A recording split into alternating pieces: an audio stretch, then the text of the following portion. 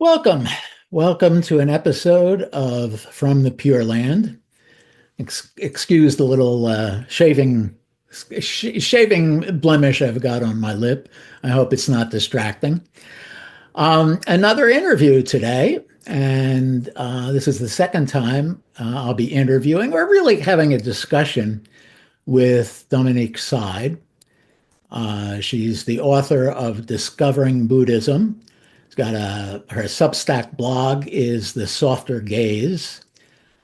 She's been practicing Buddhism since her early 20s, and has a new book coming out this summer called A New Way of Seeing.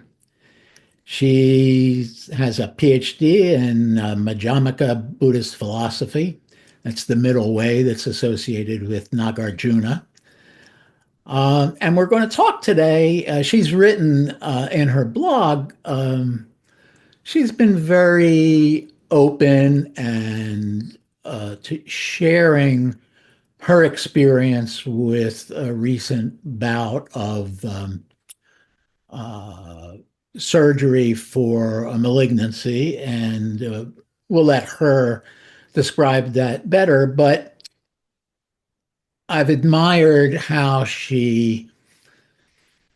her honesty in describing the process of dealing with that from the a Buddhist background, from someone who I think is living the Dharma. Um, and so we will discuss that, the role of the Dharma in dealing with traumas. And as we were talking before we started, we realized that we both have books coming out. Hers is called A New Way of Being, A New Way See. of Seeing, A New Way of Seeing. Mine is called The New Middle Way. Uh, so, and they're sort of approaching the same kind of things. So and it's relevant to how one uses the Dharma in one's life. So I will ask Dominique to begin with that and anything else, talking a little bit about her book and anything else she'd like to say before we start talking about traumas and illnesses. So thank you so much, Mel. It's a pleasure to see you again and to speak with you again. And I hope our discussion is as interesting as it was last time. I certainly really enjoyed it last time. Um, yeah, so I have another book coming out this summer. It's been several years in the making. And it's based on what's called the Buddhist Abhidharma, which is the philosophy, the basic philosophy of Buddhism. The sorts of principles that people will have heard of, like what's called the three marks of existence, which is impermanence and suffering and no self, the Four Noble Truths, these basic principles of Buddhism that are common in all traditions in one way or another. And the reason why I'm revisiting them is that I'm not simply presenting them in an academic way, or even in just a simply straightforward, narrative way. I'm showing how challenging they are for Westerners who've been brought up with a completely different way of seeing things. And so, even though we hear about the Four Noble Truths, for example, all Buddhists will have heard of those, and we know about them, and we will have spent some time thinking about them. But have we, to take them on board, really, I find means it's quite earth-shattering. It completely changes your priorities, how you interpret situations like illness and trauma, as we just mentioned. Suffering is the first of the Four Noble Truths. So how you understand all experiences of suffering, what you do with them, how you analyze the causes, and what sort of prospect you have of improving your life and how you understand what that might mean, and what that might look like. Of course, improving your life in a material way, we understand that, but improving your life spiritually, what does that actually look like from a Buddhist point of view? But because, of course, there are many, many different traditions talking about this. So specifically, we talk about nirvana, we talk about liberation. What does that really mean? And how does it manifest, in your life? And how do you know whether you're going in the right direction or not? So, so basically, it's a book which hopefully revisits a lot of things that Buddhists will be familiar with, but really encourages them to look at them more deeply, to try and see what they mean and what they imply to us, in the present time. And in other words, how you can apply that to your life. So, but because the reason I'm doing that is because I have noticed many, many Buddhists in the West are sort of what I was telling you was I call them half-baked Buddhists. They are definitely Buddhists and they're very genuine, right? They're completely genuine. There's nothing to do with motivation at all.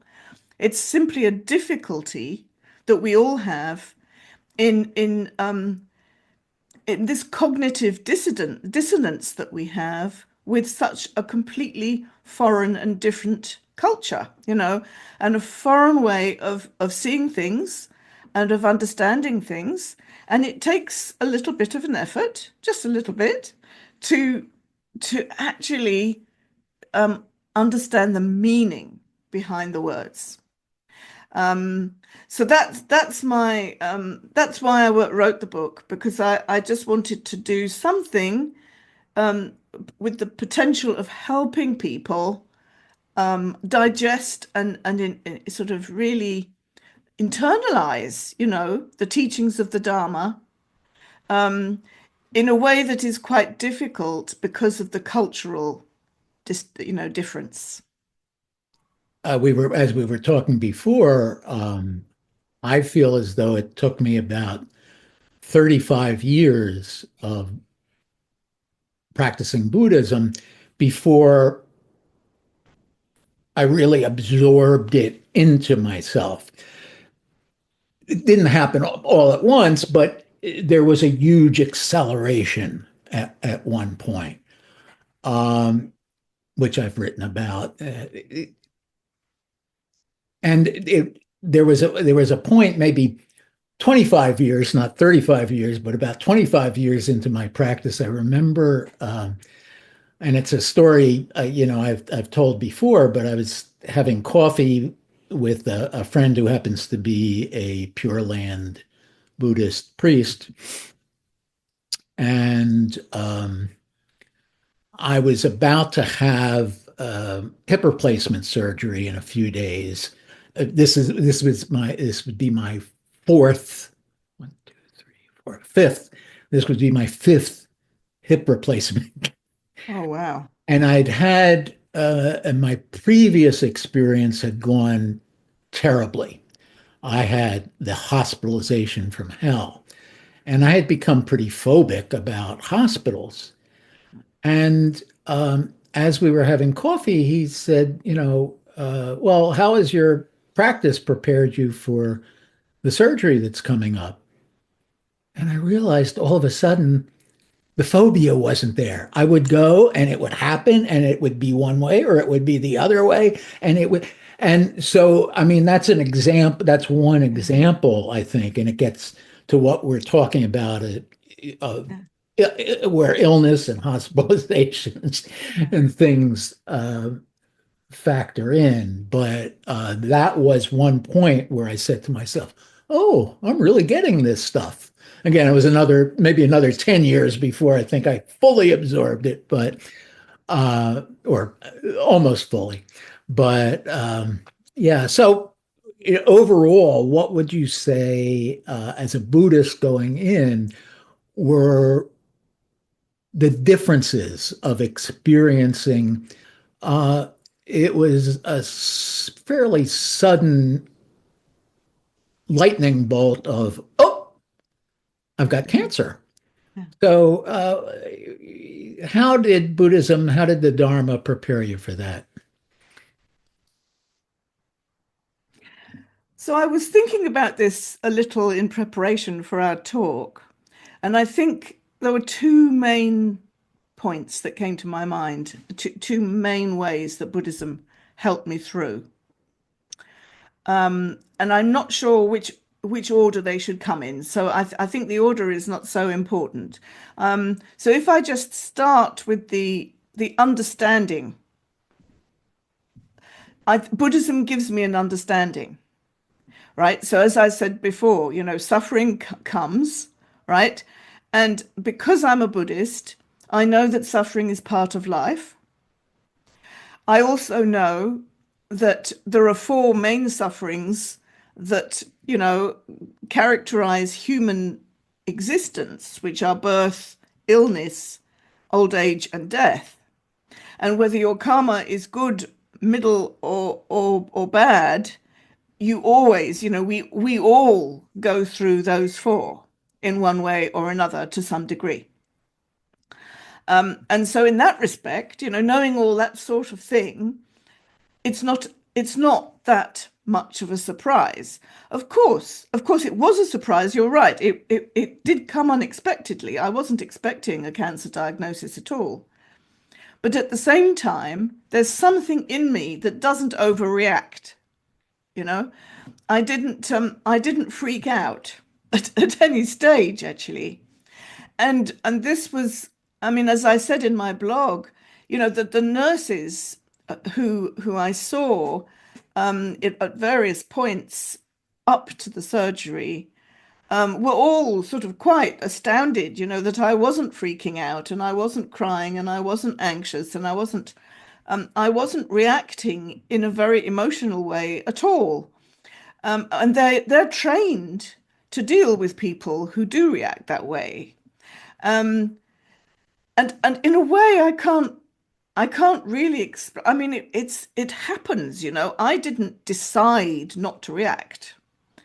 So it's partly about understanding that these things happen, and okay, it's happening to me now, and so how am I going to deal with it? But without making it a huge deal. So that's one way. The other way, the other sort of part of Buddhism that I think definitely helped me prepare me was simply meditation practice and the different Vajrayana practices that I've been doing. So you can't put your finger on it. You can't say it's because I meditated in that sort of way and in that year that the result comes. I can't say that. But what I can say is I'm sure that years and years of meditation practice led to me not overreacting because my mind and my whole emotional makeup is a bit more tamed, as they say, a bit more pacified, it takes things more in its stride. There's a bit more of a spacious sort of attitude to whatever happens to you in life. So I'm sure, I mean, that's the only way I can explain it, really. I'm sure that culminates in being able to face serious illness in a more equanimity, with more equanimity. And the fact that the nurses were so surprised, in a way, proves the point, because most people don't meditate that much, right? Or haven't meditated for so many years. And that's not how human beings react. They do react. They do have very strong emotions. And I just didn't. They just didn't come. So as it went along, as I said in my blog, I realized that there was some sort of wanting to wriggle out of it all and trying to sort of deny that it was really happening to me. But it was not dramatic at all. And because I've been trying to cultivate mindfulness for so long, I guess I was quite aware of what I was going through as well at each stage. And so therefore I was able to address it and look at it and work with it, whatever it was. even when I could see that I was actually trying to deny the whole thing. Okay, so I saw that and then I worked with it. So like that. And so for me, I mean, I have to say, Buddhism really, really helped. I mean, really helped because otherwise, when you go through what can be a very devastating illness like cancer, you know, it it it completely destabilizes your emotional life and your mental life. And that didn't really happen to me. So Yeah. I think Buddhism brings understanding and it also brings a certain attitude, right? A sort of more spacious attitude. Also, one of the things, I guess, one of the very important things that I noticed in comparison with other patients that I met was that I didn't have a crippling fear of dying. Now, this underlies, all of the cancer conversations that people are having. Sometimes it's not cancer itself that they're worried about. It depends on the cancer. But sometimes it isn't. It's actually the prospect of dying, and of being in pain, of course, and of dying. And so there are lots of subtle fears underlying, the whole process of healing from cancer. And to be honest, of course, I don't want to die. I, but I don't have a sort of gut-wrenching, crippling, paralyzing fear of death. And I think that also, I mean, that completely comes from Buddhism, no doubt. It comes from Buddhism. And it comes from having more confidence in your Buddha nature, so you're not identifying with this life, with this body, with your social roles and all the other things we identify with. You have a sort of an inner and more subtle refuge, and therefore the prospect of death is not so what to say, it doesn't take you aback quite so much. And as people can see, you seem fairly healthy now, and I know the outcome was Yes. less bad than, I mean, the outcome was as good as you might hope, given where you went in. Why don't you bring people up to date with where you are now, and again, how your practice may have been a role in that? Yes. Well, so I did have surgery at the beginning of January, and they cut out a very small cancerous polyp. And with colon surgery, what they do is they cut out a portion of the bowel and then stitch it back together again.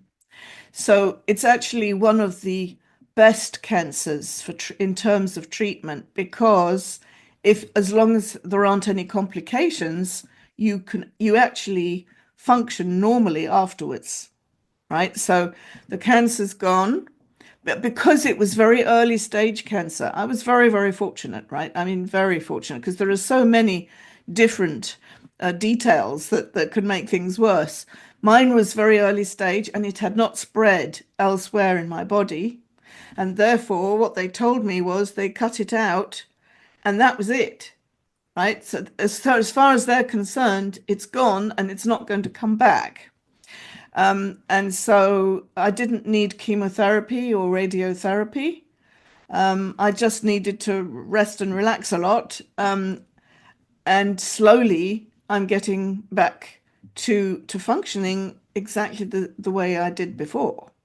So that is so, so fortunate, I mean, because cancer is just one word, but there are so many different forms of cancer, and some have far more devastating consequences than mine did. So yes, I feel very blessed and fortunate. How did my Buddhist practice help with the outcome? I think it just simply I went into the surgery feeling very positive. And that definitely came from my practice and from other people's prayers as well. But I had no doubt in my mind that I was going to be treated, cured, that I was going to come out with it, out of it, and I was going to continue with a healthy life. I had no doubt that that was what was going to happen. And so I think that makes a difference. Even the doctors who know nothing about Buddhism actually say that if people are very depressed or fearful, the likelihood of complications from the surgery is much higher. So, so in that respect, yes, I had confidence that it would all work out. Um, and I've basically just taken it step by step since then. I get tired. I still get tired, so my body is still sort of adjusting, because they did say they consider it to be, quite serious surgery. So it takes a little while, but I definitely can't complain at all. I feel I will regain my life, and slowly I am doing that right now. Yeah. I know an orthopedist who will not perform a surgery like a hip replacement or something like that on somebody that doesn't have a good attitude about it. There's just a higher risk of failure, or no, not failure, complications maybe is the right word. Higher risk of complications. Do Right. you, I mean, maybe it's kind of early in your process to ask you this question, but what do you think are the biggest learnings, either from a Buddhist standpoint or just a general standpoint of this past few months that you've experienced? Well, I think there's quite a lot of learnings in the sense of like feeling very vulnerable and fragile, one's life is fragile but also really needing to take responsibility for my health going forward and stop making excuses for not doing enough exercise and not eating the right things and so forth. Really, it's in my hands. I've been given a very good deck of cards, but from now on, it's in my hands, and it is, I can definitely make a difference going forward. I think one of the big surprises for me was that, I had excellent hospital care, and one of the best teams in the country. And so, from the medical point of view, of course, it's all quite technical in a way. It's like it's about blood pressure and it's about you know scans and all the different medical procedures that they do. And they did all that very, very well. And by the time I left the hospital, they considered that their job was done, right? They had taken it out. The surgery was successful. I was clear of cancer. Goodbye, right? Because their job is done. And what I realized was that the medical system that I encountered anyway said absolutely nothing about healing.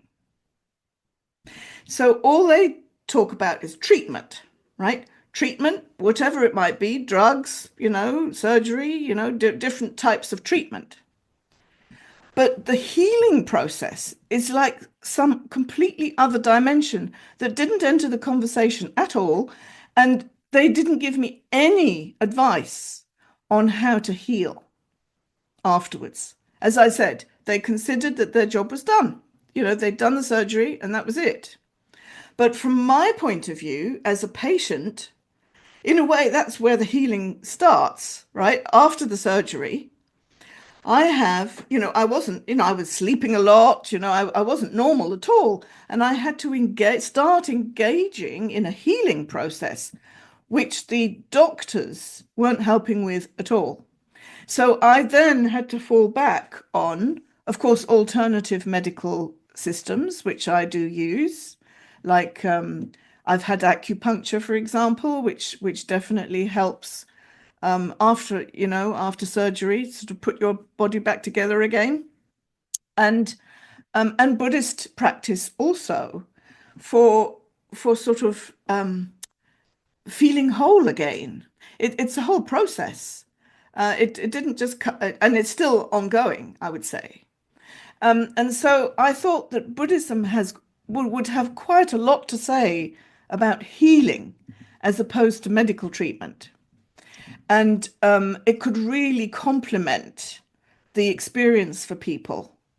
Because if the hospitals and the doctor's surgeries just stop with the treatment, they're missing half the equation. You know, one of the things that I noticed with other patients was that their healing process was not very good for many of them.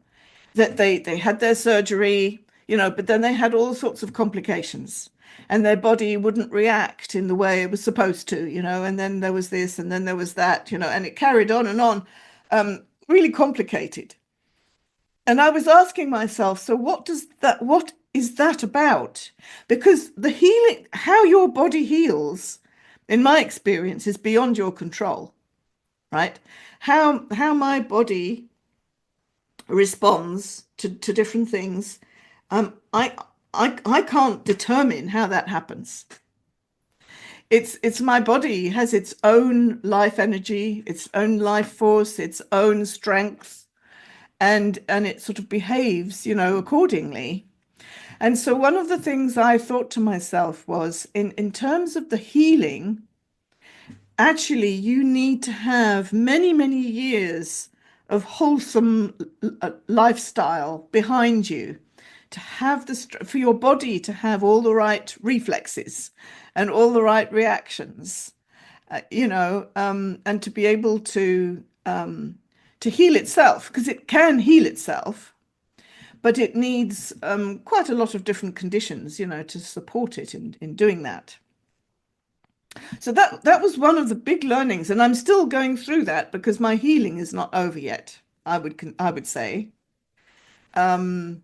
But I was quite really sort of shocked, if you like, to realize that the medical system doesn't really even go there at all. It was really quite a surprise.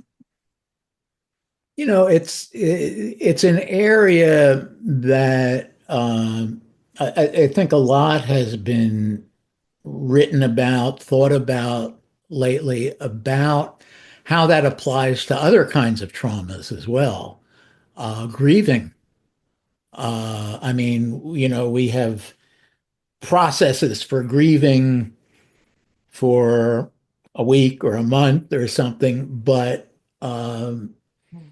it can take much longer. You know, as you were talking, and I was thinking about, I've I haven't had really, well, I've had some traumatic uh, medical problems in terms of pain and things like that, but not life-jarring medical problems. I have had life-jarring traumas, and in the early 1980s, so this was quite a while ago. Oh, and this is what propelled me to go out looking for a religion, looking for spiritual practice. But my uncle and aunt were shot to death, uh, and it was their son who shot them, my first cousin, whom I had grown up side by side with, and whom I loved, you know, very much as a child. We were now in our 30s. And when he was 20-ish, it became clear that he had paranoid schizophrenia. Um, and that experience of getting that phone call at midnight, Uncle Eddie and Aunt Margaret have been shot to death. What? Who? Where? You know, and oh, well, it could have been Barry who did it. And then having Barry with us for 4 or 5 days before he was arrested and confessed. Then to have Barry later hang himself in his prison cell. Um, that set me into a kind of, I call it the mother of all midlife crises. It sent me into an extended midlife crisis. But through that, I was beginning my Buddhist practice as well. And then on June 1st, 2015, this wasn't a phone call, it was a doorbell ring at 8 a.m. from the deputy sheriffs in Loudoun County, Virginia, to tell my wife and me that our son Thomas was dead. He had died in a skateboarding skateboarding at 2 a.m. on a steep hill without a helmet after a day of drinking. And not only from my Buddhist practice, I think through life events, I was it didn't launch me on another midlife crisis. I was able to, I think I was able to be support for my wife and our remaining son and handle all that, the hamster wheel of details that have to be handled in a sudden death like that. He was 29 at the time. Um, so yeah, I think that what you're talking about applies to so many areas. We say, okay, here's a death, or you came home from war, Yes. Mm. and had you had a sudden diagnosis that you weren't expecting. There's just a range of things that our culture anyway. I think Buddhism, I don't know whether I mean, you may have some idea whether in Eastern cultures, um, they're not as quick about stuff like, as quick to assume people get over things. I don't know, but we certainly do that in the West. Do you have any thoughts on whether there's a difference between East and West, and anything further on how Buddhism prepares one for that? Well, I can't say that I don't know Eastern culture well enough, but I do know that, for example, within the Tibetan tradition, it was, and I think to some extent still is, a tradition to go on a pilgrimage after someone's died. And of course, one of the sort of logical arguments for that is that the merit that you gain through doing that pilgrimage, you will dedicate to that dead person for their better future life, right? So you're doing it with that in mind. But at the same time, if you go on pilgrimage in a moment of bereavement and grief, that helps you process the bereavement and the grief. You're on this journey, wherever it is, you go through different things, and it's a downtime. You don't have to work. I mean, in Bhutan, you will get sort of sick leave, if you like, to go on pilgrimage after someone's died like that, because it's part of the culture. And so they will give you, a week or two or however long it is for you to do that. And I think that one of the sort of secondary benefits is the healing and the processing of the whole situation. So that's just one thing that comes to my mind, is that, in that respect, people do acknowledge that you need time. You need time, and you need to do positive things in order to process and to turn something around and to start something new. It reminds me that just the other day I received a Shitro empowerment, and I'm beginning to study doing that. And that's a process that's 40 some days after a death enables one to say prayers, to do meditations, to help the deceased Yeah. along their paths into whatever's ahead for them, for them. Yeah. But it helps you too. Yes, yes, yes, It yes, helps you too. That's the wonderful thing about it. That's bodhicitta, isn't it? It's actually for self and others, but benefit of self and others, both at the same time.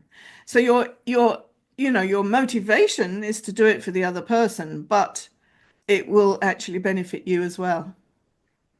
yes, yeah, and that's one of those things about bodhicitta, which is the term for the deeply held desire to relieve suffering of all people, of all beings.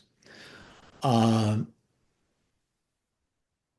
and one of the things about that, about bodhicitta and the practice of dedicating any merit, there's this practice in Tibetan Buddhism, especially, I would say, of after meditation or doing a prayer session or a chanting session with others, to dedicate any merit that you may have achieved, any positive karma that may have come your way, to all beings without exception. And I've heard explanations for this, that just doing that results in more good karma for you too. So, Yeah. with that thought, why don't we dedicate any merit we may have achieved here, and to all beings, to wish everyone a life relatively free. It's never going to be totally free, but relatively free of trauma.